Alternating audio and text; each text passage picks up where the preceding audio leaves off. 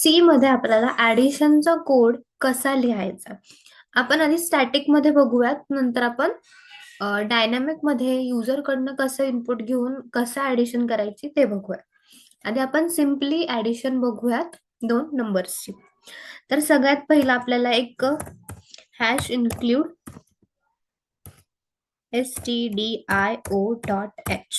तर आता stdio.h ही काय आहे, तर ही आपली हेडर फाईल आहे.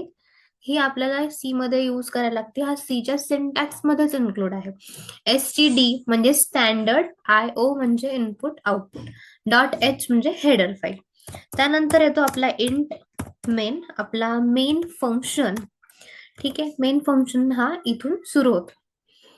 त्यानंतर आपण यूज करतो curly braces, opening curly braces. ह्याच्यामध्ये आपण आपला सगळा लॉजिक वगैरे सगळं आपण यात लिहितो. सगळ्यात पहिला आपल्याला व्हेरिएबल्सला डिक्लेअर करावं लागतं की ज्यांना ज्यांना आपण प्रोग्राम मध्ये यूज करणार आहोत. आणि आधी आपण लिहितो त्याआधी डेटा टाईप, की इंट लिहू शकतो, कॅर लिहू शकतो, किंवा तुम्हाला इंटिजर पाहिजे, कॅरेक्टर्स पाहिजे, त्यासाठी आपण लिहितो इंट. आता व्हेरिएबल्स आपल्याला दोन लागतील, दोन ऍडिशन करायचे म्हणून ए बी.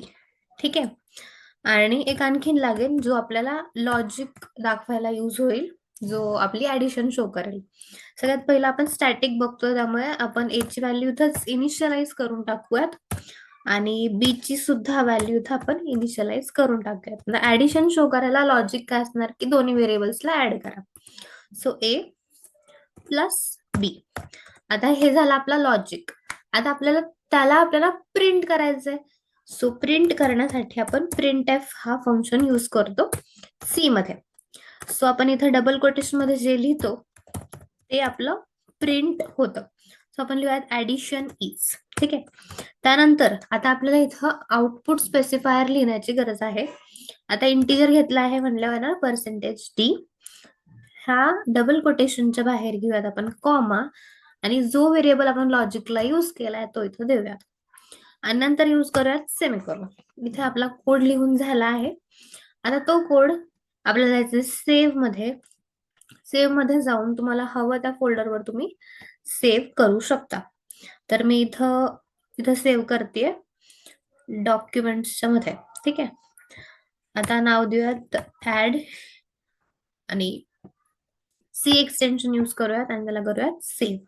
सेव्ह केल्यानंतर आता इथं रन अँड कंपाईल वर जाऊन आपण त्याला कंपाईल करूयात. सो बघा 10+20 चा आउटपुट आला आहे आपला 30. असंच आपण दोन व्हेरिएबल्स साठी केलं आहे, असं आपण कितीही व्हेरिएबल्स साठी बनवू शकतो. आता याच प्रकारे आपण स्टॅटिक मध्ये पण करू शकतो. सो आपण ते नेक्स्ट व्हिडिओमध्ये पाहूया. Thank you guys.